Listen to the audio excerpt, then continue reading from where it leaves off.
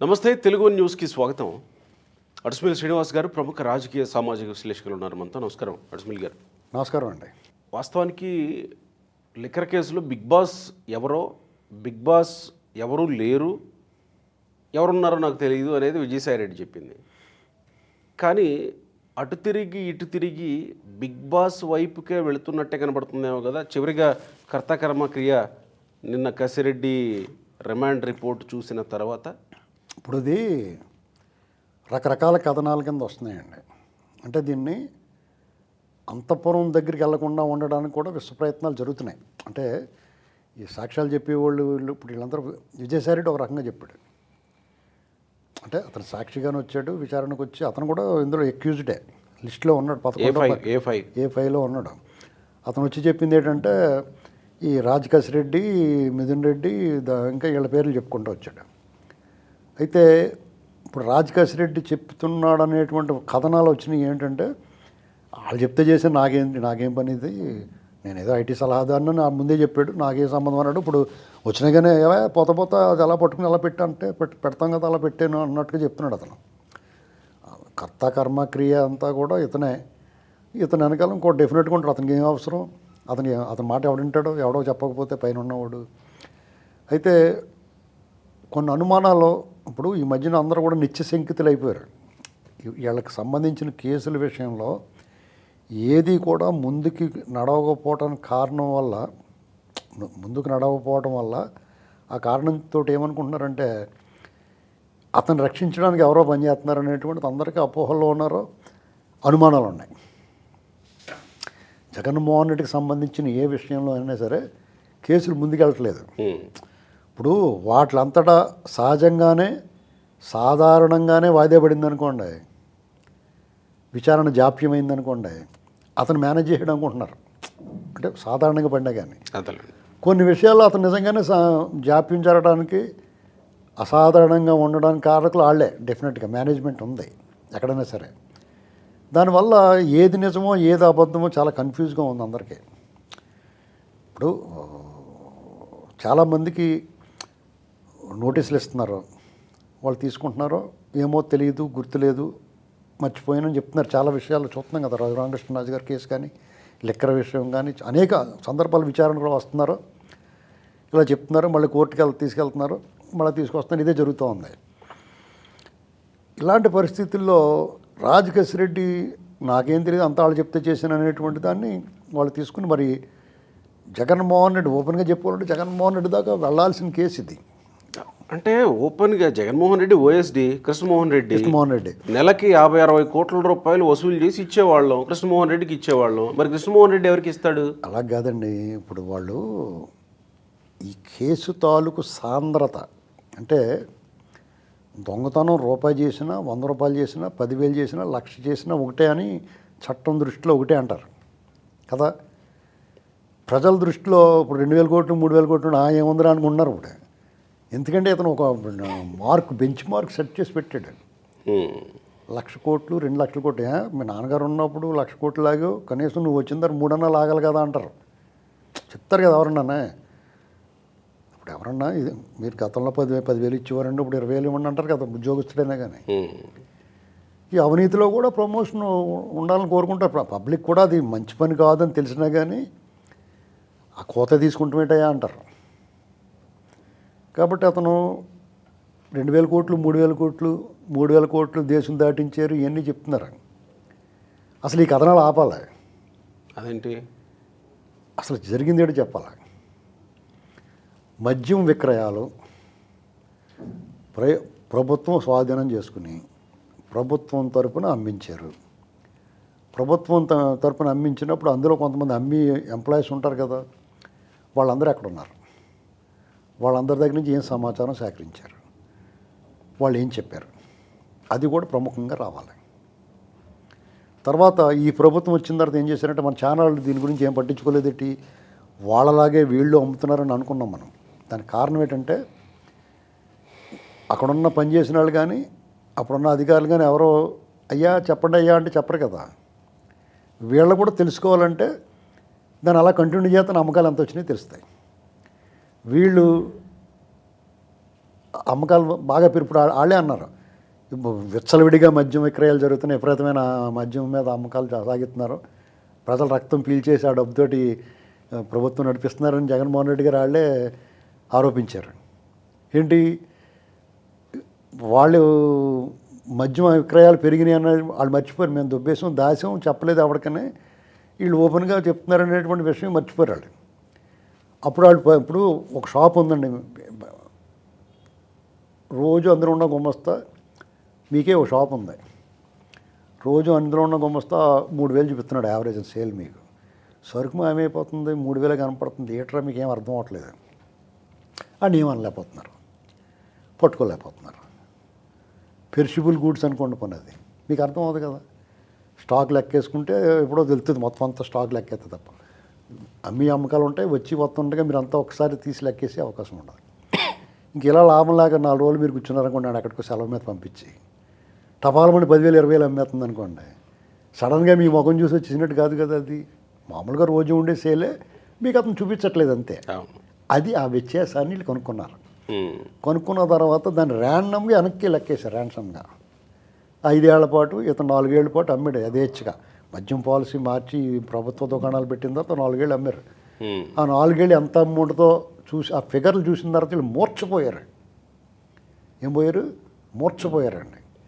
అది 10,000 కోట్లు, 3,000 కోట్లు, 50,000 కోట్లు కాదండి, 1,50,000 2 లక్షల కోట్ల రూపాయలు. అదే ఆ బుర్ర తిరిగిపోయి ఫిగర్స్ కనపడినాయి వాళ్ళకి. అప్పుడు దీని మీద సీరియస్గా, మామూలుగానే మధ్యలో స్కామ్ జరుగుతుందో తెలుసు, వీళ్ళు సొంతంగా ప్రోవరేస్ నుంచి నాన్ డ్యూటీ పెయిడ్ లెక్కర ప్రోవరేస్ నుంచి తెచ్చుకున్నది కొంత, అది కాకుండా వీళ్ళు అన్అఫీషియల్గా తెప్పించి నాన్ డ్యూటీ పెయిడ్ అంటే డైరెక్ట్గా సరుకు అమ్మినట్టు వీళ్ళు ఖజానాకి వెళ్ళిపోతాయి. ఇంక అందులో ట్యాక్స్లు గేక్స్లు ఏమి ఉండవు, ప్రభుత్వం డబ్బుతో జీతాలు ఇస్తారు. అంటే ఆఫీస్ మెయింటెనెన్స్ కానీ షాప్ మెయింటెనెన్స్ కానీ ఉద్యోగులు జీతాలు కూడా ఇవ్వట్లేదు. 100 రూపాయలు వస్తువు పట్టుకొస్తే 100 రూపాయలు కూడా డైరెక్ట్గా జైలుకి వెళ్ళిపోతాయి. అలా కొల్లగొట్టేశారు.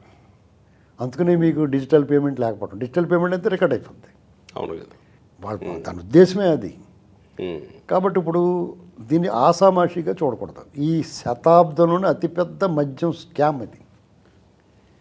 దీన్ని హ్యాండిల్ చేయటం మామూలుగా హ్యాండిల్ చేయకూడదు. ఈడీ కూడా రావాలి, ఈ పాటికి ఈడీ వచ్చి తేలాలి. భారత పార్లమెంట్లో ఒక తెలుగుదేశం సభ్యుడు లేవనెత్తాడు, అది ఫిగర్ ఎంతైనా కానివ్వండి, వెంటనే హోంశాఖకు సంబంధించి అమిత్ షా గారు దాన్ని పిలిపించుకుని మాట్లాడారు. అయినా సూత్రధారి ఇంకా వెలుగులోకి రాలేదు. ఇది ఇంత జాప్యం పనికిరాదండి. అంటే సూత్రధారి కసిరెడ్డి అంటున్నారుగా, అంటే ఇలా చేస్తే పాలసీ ఇలా చేస్తే ఇలా వచ్చే అవకాశం ఉంది అంటే. అంటే మాకు ఆదేశాలు వచ్చాయి, పార్టీకి మంచి నిధులు వచ్చేలాగా మీరు ప్లాన్ చేయండి అని ఆదేశాలు వచ్చాయి మాకు అనేది కసిరెడ్డి చెప్తున్నారు. అవునండి, ఇప్పుడు సూత్రధారి కసిరెడ్డి ఎలాగవుతాడు? సూత్రధారి కసిరెడ్డి అవడు, అతను పాత్రధారి అవుతాడు. అంతిమంగా లబ్ధి ఎవరికి జరిగింది? అతను సూత్రధారి అవుతాడు.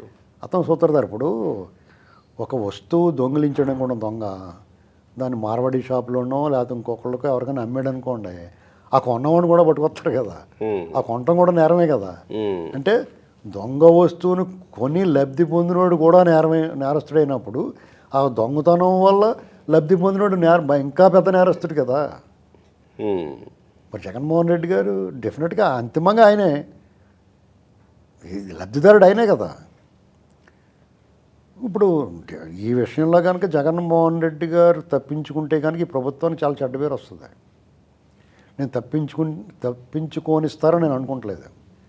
జగన్మోహన్ రెడ్డి గారికి ఈ విషయంలో ఎవరు సహకరించినా వాళ్ళు రాజకీయంగా భ్రష్టుపట్టిపోతారు. పైన ఉన్న వాళ్ళైనా కింద ఉన్న వాళ్ళైనా పక్కన ఉన్న వాళ్ళైనా ఎవరైనా సరే. ఎందుకంటే ఇప్పుడు ఇది కేవలం డబ్బు సంపాదన మాత్రమే కాదండి, ప్రజల ఆరోగ్యానికి ముడిపడి ఉంది. అనేక మంది చనిపోయారు, సామూహికంగా చనిపోయారు. ఈ సారా మరణాలు, అసహజ మరణాలు, దుర్మరణాలు పాలయ్యారు. ఆరోగ్యాలు పాడైపోయినాయి, కిడ్నీలు చెడిపోయినాయి, లివర్లు పాడైపోయినాయి, కుటుంబాలన్నీ చిన్నభిన్నం అయిపోయినాయి. అది అసలు లెక్కలోకి రాలేదు ఎవరికన్నా. వాళ్ళు విషాన్ని అమ్మారు డైరెక్ట్గా. అంటే అది తాగితే పుళ్ళు పడిపోతాయని తెలిసి కూడా బలహీనత వల్ల మద్యం ప్రియులు ఆ బలహీనత వల్ల చూడండి. అప్పుడు కరోనా అప్పుడు లాక్డౌన్ పెడితే ఏది పడితే తాగేశారు. ఆ వైట్నర్లు అని అదని స్పిరిట్ ఇవన్నీ తాగేసేవారు. వాళ్ళు తట్టుకోలేక, అది బలహీనత. దానివల్ల వాళ్ళ బలహీనతనే వీళ్ళు వాడుకుని డబ్బు సంపాదించడమే కాకుండా వాళ్ళ ఆరోగ్యాన్ని హాని కలిగించేలాగా చేయడం అనేటువంటిది. సపోజ్ వాళ్ళు నాణ్యమైన మద్యం అమ్మి 10 రూపాయలు ఎక్కువ తీసుకున్నా తప్పులేదు. నాణ్యమైన మద్యం అమ్మి నువ్వు డైరెక్ట్గా మొత్తం దొబ్బేసినా ప్రజల పట్ల మానవత్వం ఉన్నవాడు అవుతాడు. డబ్బులు సంపాదించడం దొంగతనం అది వేరే. ఇప్పుడు కొంతమంది దొంగతనం ఏం చేస్తారు, కొట్టకుండా మాకు ఇచ్చేయండి మేము పోతాం, మిమ్మల్ని ఏమనమంటారు. అలాగే అనాలి కదా. ఇప్పుడు దొంగల్లో కొన్ని ముఠాలు ఉన్నాయి. వాళ్ళు ఏం చేస్తారంటే మీరు ఇచ్చేస్తే మాకు పట్టుకుపోతే మిమ్మల్ని ఏమనమంటారు. కొంతమంది వాళ్ళు డబ్బులు ఇచ్చినా కొడతారు.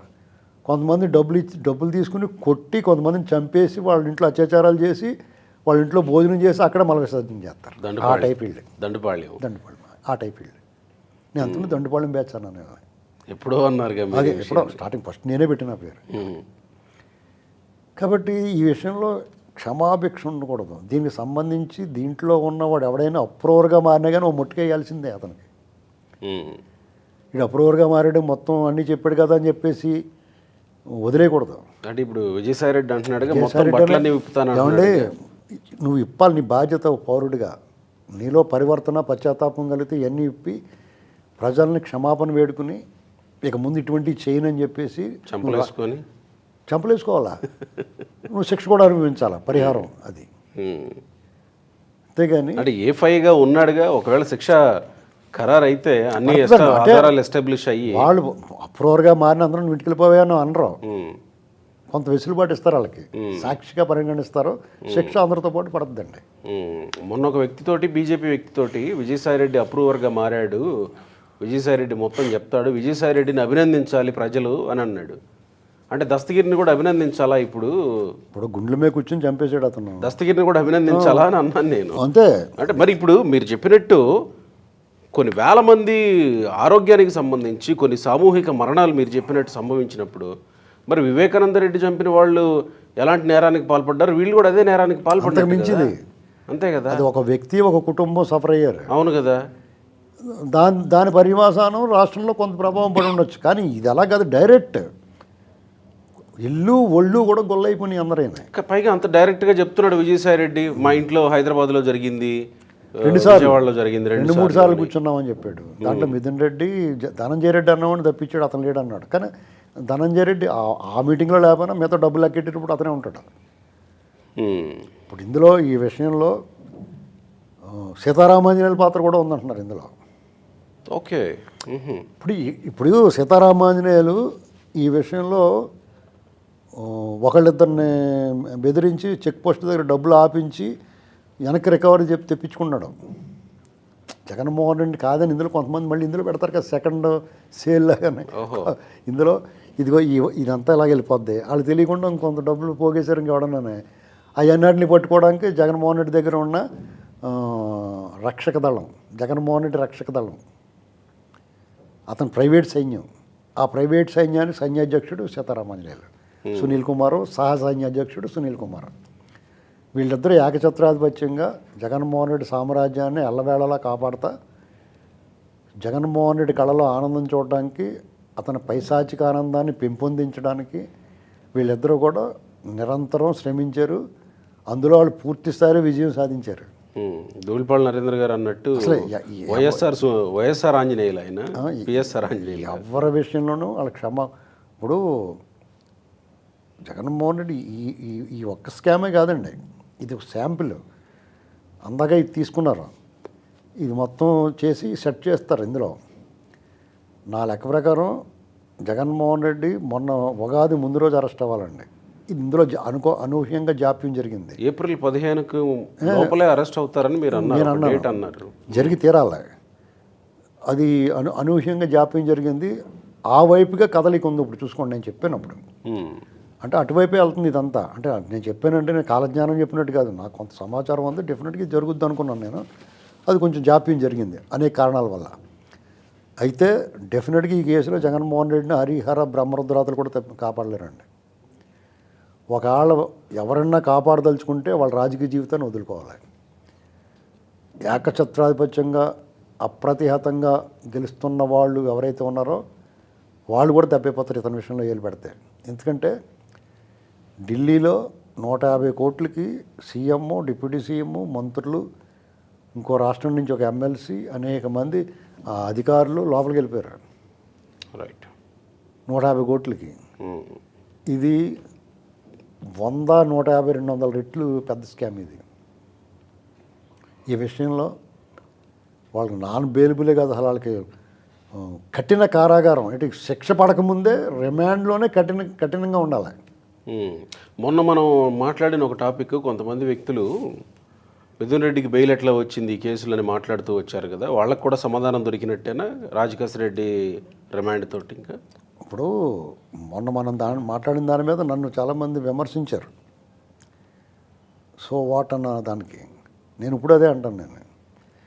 మనం ఎవరం కూడా ప్రభుత్వాన్ని కానీ, ప్రభుత్వానికి అధినేతలను కానీ, పార్టీ నాయకులను కానీ మనం సూచన చేయగలం, సలహాలు ఇవ్వగలం తప్ప వాళ్ళని ఇలా చేయండి అని మనం శాసించలేం. ఎందుకంటే అది ఒక పార్టీ కాదు, 3 పార్టీల కూటమి.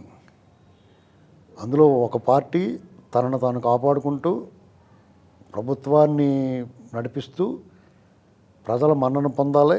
వాళ్ళు ఇచ్చిన హామీల విషయంలో ఎక్కడా కూడా నీ ప్రతీకారం, నీ పగా తీర్చుకోవడం కుదరదు అక్కడ. మిగతా పార్టీలకి అది అవసరం లేకపోవచ్చు. ఇప్పుడు చంద్రబాబు నాయుడు గారికి ఉన్న పగా ప్రతీకారం జనసేనకి ఎందుకు ఉంటుంది? టీడీపీ వాళ్ళకి ఉన్న పగా ప్రతీకారం జనసేనకి, బీజేపీకి ఎందుకు ఉంటుంది? ఉంటే బాలినేని లాంటి వాళ్ళు సామాన్య ఉదయభాను ఎందుకు చేర్చుకునేవాళ్ళు? బీజేపీ వాళ్ళు ఆల్రెడీ జగన్మోహన్ రెడ్డితోటే ఉన్నారు ఒక 5 ఏళ్ళు. జనసేనలో కూడా అంత కోపం వాళ్ళకి ఉండదు, ఆయన తిట్టినంత వరకు ఉంటుంది. పవన్ కళ్యాణ్ గారిని తిట్టిన వాళ్ళకి తోలు తీశారు వీళ్ళు. ఇక టీడీపీని అన్న వాళ్ళకంటే వాళ్ళకి అంత సీరియస్నెస్ ఉండదు. కాబట్టి వాళ్ళు చాలా జాగ్రత్తగా హ్యాండిల్ చేయాలి. ఇక్కడ మనం అనుకున్నట్టుగా జరగదండి. ఆ వైపుగా చట్ట ప్రకారం ఆధారాలు సేకరించి పర్ఫెక్ట్గా బిగిస్తే ఎవరు మాట్లాడలేరు. రైట్. ఆ ఉద్దేశంతో వాళ్ళు లేట్ చేస్తున్నప్పుడు పదే విమర్శిస్తుంటే, వాళ్ళు చంద్రబాబు గారిని, లోకేష్ గారిని డైరెక్ట్గా దూషిస్తుంటే నాకు సో వాట్, ఎందుకు చేయాలని నన్ను అడిగాను నేను. ఎందుకంటే ఏదైనా అతి సర్వత్రా వర్జయత్ అండి, మితి మేరకూడదు ఏదన్నా సరే. అయితే వాళ్ళలో లోపాలు లేవా, లేకపోతే వాళ్ళు ఏమని కొంచెం నిర్లక్ష్యంగా లేరంటే వాళ్ళు డెఫినెట్గా అది నిర్లక్ష్యం అన్న నేను. కొంత జాప్యం ఉంది. ఆ జాప్యం వల్ల చాలామందికి నాకు కూడా అసహనమే ఉంది. పార్టీ వాళ్ళకి డెఫినెట్గా నాకు ఎక్కువ ఉంటుంది. కార్యకర్తల ఆవేదనలోనూ ఆక్రోశంలోనూ అర్థం ఉంది. అలాగని చెప్పేసి మిగతా పార్టీలతో పాటు ఉన్నప్పుడు అది చేయటం కుదరదు. రైట్. ఇక్కడ రాజకేశ్ రెడ్డి లేకపోతే ఇంకొక రెడ్డి ఈ బ్యాచ్ అందరూ కూడా ఈ కేసులో బయట తప్పించుకోలేరు. దాన్ని ప్రభుత్వం కానీ, దర్యాప్తు సంస్థలు కానీ ఆ వాల్యూమ్ తగ్గించి దాన్ని సైడ్ చేసి జగన్మోహన్ రెడ్డి కాదు ఇంకో బూచోడిని ఏమన్నా చూపించడానికి కుదరదు. అలాంటి పని చేస్తే కనుక ఈ ప్రభుత్వం చేసిన బూడిదలో పోసిన రాజకేశ్ రెడ్డి, వెంకటరెడ్డి, సుబ్బారెడ్డి గురించి కాదు ఇది. అసలు దీని వెనకాల ఉన్న సూత్రధారు ఎవరో, అంతిమ లబ్ధిదారు ఎవరో, వివేకానంద రెడ్డి మర్డర్ కేసులో అయినా, లేకపోతే ఈ లిక్కర్ స్కామ్లో అయినా, ఇసుకలో అయినా, అప్పులు తెచ్చిన దొబ్బేసిన డబ్బుల్లో అయినా, ఎవడ కంటైనర్లతో ఎవరి దగ్గరికి పోయింది, ఎవడు ఇంకో దేశం పెట్టేసుకుందాం అనుకుంటున్నాడు కొట్టెట్టుకున్నట్టు, ఇలాంటి ఎన్నాళ్ళు ఎవడైతే లబ్ధిదారుడు ఉన్నాడో అతను అంతిమ లక్ష్యం నెరవేరకుండా జైల్లో కూర్చుని ఇక్కడ కూర్చుని చింతపిక్కలను 2 ముక్కలు చేసి అష్టచెమ్మ ఆడుకునేలా చేయాలి. చింతపిక్కలు ఇప్పుడు గవల్లో ఏమనుకోండి, చింతపిక్కలను అరగదీసి లేకపోతే 2 ముక్కలు చేస్తారు. అష్టజమ్మ ఆడుకుంటే ఇలాగ గవలు పోతారు కదా, అలాగా చింతపిక్కలతో ఆడుకుంటారు, అష్టజమ్మ అంటారు. ఈ బ్యాచ్ అందరినీ పెట్టేసి అప్పట్లో ఐఏఎస్లు వెళ్ళారు వాళ్ళ నాయనగారి హయాంలో. నేను తక్కువ తిన్నానా అని చెప్పేసి ఐఏఎస్లు, ఐపీఎస్లను కూడా లోపల పంపిస్తాడు ఇతనితో పాటు.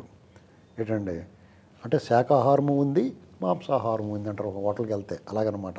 నేను ఐఏఎస్లని పంపిస్తాను, ఐపీఎస్లను కూడా పంపిస్తాను, నాతో పాటు నా గ్యాంగ్ అందరినీ తీసుకెళ్తాను. ఇది కదా ఒక రాజకీయ నాయకుల లక్ష్యం. మంచికి కానీ, చెడ్డం కానీ, కష్టానికి కానీ, సుఖానికి కానీ వాళ్ళందరినీ కూడా తీసుకుపోతున్నాడు. రాజకీయానికి ఒకటే పోదు కదా. సో మీరు అన్నట్టు మీకున్న సమాచారం మేరకు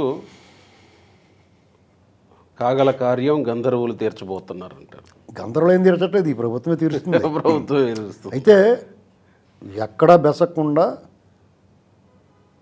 వాళ్ళకి మాట రాకుండా, కక్షా రాజకీయాలు చేసినట్టుగా అనిపించకుండా, వాళ్ళు తప్పు చేశారు కాబట్టి ఆ తప్పును ఎస్టాబ్లిష్ చేస్తారు, ఆధారాలు ఎస్టాబ్లిష్ చేసి. అది దాన్ని ఎస్టాబ్లిష్ చేసినప్పుడు సహజంగానే వాళ్ళంతటి వాళ్ళే చట్టంలో లొసుగులు ఉంటాయి. చాలా కఠినమైన చట్టం అంది.